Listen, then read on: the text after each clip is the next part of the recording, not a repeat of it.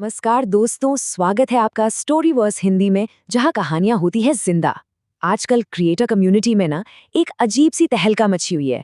हर कोई 2026 के नए यूट्यूब मोनेटाइजेशन रूल्स और उससे जुड़ी घबराहट की बात कर रहा है। तो बिना किसी देरी के इस विश्लेषण में डीप डाइव करते हैं और समझते हैं कि आखिर सच क्या है और कितनी सिर्फ हवा बनाई जा रही है। प्लेटफॉर्म पर आजकल हर तरफ बस एक ही दावा गूंज रहा है कि अब हर चैनल मोनेटाइज नहीं होगा। इस एक लाइन ने लिटरली सबको परेशान करके रख दिया है। लेकिन पैनिक करने की बिल्कुल जरूरत नहीं है। हम इस पूरी सिचुएशन को फैक्चुअली तोड़कर देखेंगे ताकि असलियत और अफवाह के बीच का फर्क बिल्कुल शीशे की तरह साफ हो जाए। तो आज का रोड मैप काफी सिंपल और क्लियर है।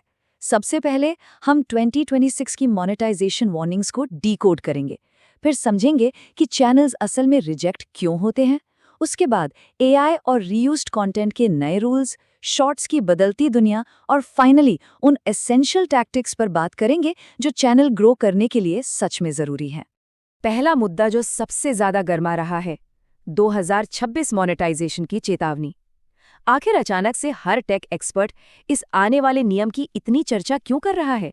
देखिए, क्रिएटर्स सबसे ज्यादा इन 3 चीजों पर सवाल उठा रहे हैं: पार्टनर प्रोग्राम की आने वाली एलिजिबिलिटी, नया अप्रूवल प्रोसेस और सबसे बड़ी बात, मैसिव डीमोनेटाइजेशन के दावे।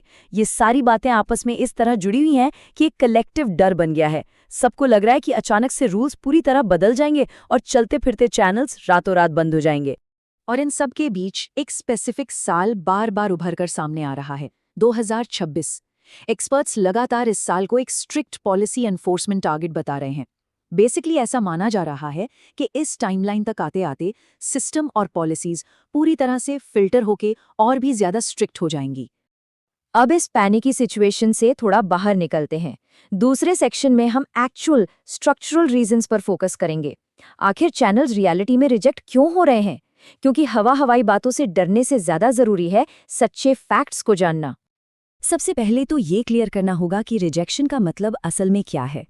रिजेक्शन तब होता है जब किसी चैनल को पार्टनर प्रोग्राम में एंट्री डिनाई कर दी जाती है या फिर किसी स्पेसिफिक पॉलिसी वायोलेशन की वजह से उसका एग्जिस्टिंग एड रेवेन्यू एक्सेस छीन लिया जाता है। ये कोई रैंडमली आया क्लिकबेट नहीं है, बल्कि प्लेटफॉर्म का एक बहुत ही क्लियर और डिफाइंड एक्शन है। अफवाह और सच्चाई के बीच का फर्क देखना बहुत इंटरेस्टिंग है। एक तरफ दावा होता है कि लाखों चैनल डिमोनेटाइज हो गए, जबकि रियलिटी में प्लेटफॉर्म बस इनएक्टिव या वायोलेशंस करने वाले अकाउंट्स का रूटीन क्लीन अप कर रहा होता है। दूसरा डर है कि कोई भी सेफ नहीं है।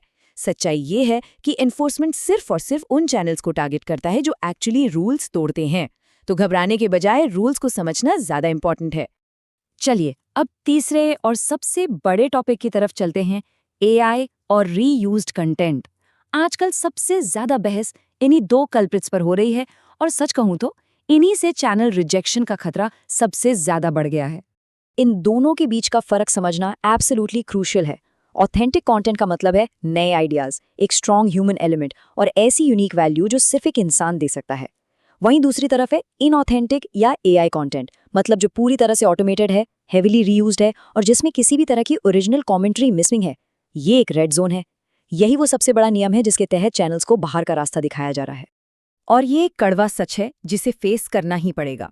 पुराने कंटेंट को इंटरनेट से उठाकर बिना किसी सिग्निफिकेंट ओरिजिनल वैल्यू, एडिटिंग या कमेंट्री के सीधा अपलोड कर देना मोनेटाइजेशन खोने का सबसे फास्ट और वेरीफाइड रास्ता है।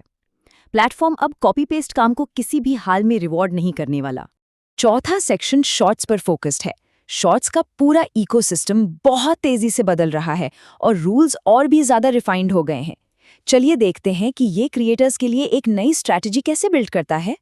आजकल सबसे बड़ा चैलेंज वीडियो बनाना नहीं है, बल्कि शॉर्ट्स फीड में अपनी जगह परमानेंटली सिक्योर करना है। और एक बार वहां पहुंच गए तो व्यूज के स्टैग्नेशन यानी अचानक रुक जाने वाली प्रॉब्लम को हैंडल करना पड़ता है। इन आने वाले 2026 के गाइडलाइंस में ये बिल्कुल साफ है कि लगातार रीच के बिना शॉर्ट्स से सॉलिड रेवेन्यू बनाना बहुत मुश्किल होने वाला है। लेकिन यहाँ एक बहुत ही शानदार और पॉजिटिव ट्विस्ट भी है। अब सिर्फ ट्रेडिशनल एड रेवेन्यू पर डिपेंड रहने की जरूरत नहीं है। 0 सब्सक्राइबर्स से भी ऑल्टरनेटिव अर्निंग स्टार्ट करने के ऑप्शंस खुल गए हैं। ब्रांड्स, स्पॉन्सरशिप्स और अफिलिएट लिंक्स के जरिए लोग शुरुआती दिनों से ही इनकम जनरेट कर रहे हैं, जो नए क्रिएटर्स के लिए एक सच में बहुत बड़ी उम्मीद है। तो अब आते हैं 5वें और आखिरी सेक्शन पर। इन सब बदलते रूल्स के बीच आखिर अपने चैनल को ग्रो कैसे किया जाए? चलिए देखते हैं वो एक्शनेबल सॉल्यूशंस और ग्रोथ टैक्टिक्स जो किसी भी चैनल का स्टैग्नेशन तोड़ सकते हैं। 1000 सब्सक्राइबर्स, ये नंबर हमेशा से सबसे बड़ा माइलस्टोन रहा है। ये वो क्लासिक हर्डल है जिसे क्रॉस करना हर नए क्रिएटर का सबसे पहला सपना होता है। ये एलिजिबिलिटी का पहला बड़ा दरवाजा है। और उसके ठीक बाद आता है ये दूसरा नंबर, 4000 घंटे का वॉच टाइम। ये दोनों फिगर्स मिलकर ही ट्रेडिशनल मोनेटाइजेशन का फाउंडेशन बनाते हैं। लेकिन यहाँ तक तेजी से और सही ढंग से पहुंचने का राज आखिर क्या है? टेक एक्सपर्ट्स 2 बहुत स्पेसिफिक स्टेप्स सजेस्ट करते हैं। पहला, स्टूडियो में जाकर उन 2 एसेंशियल हिडन सेटिंग्स को ऑन करना जो चैनल की एक्चुअल रीच और विजिबिलिटी को पुश करते हैं। और दूसरा, अपने नीश के हिसाब से एक प्राइमरी टास्क पर कंसिस्टेंटली काम करना ताकि नए लोग तेजी से जुड़ सकें।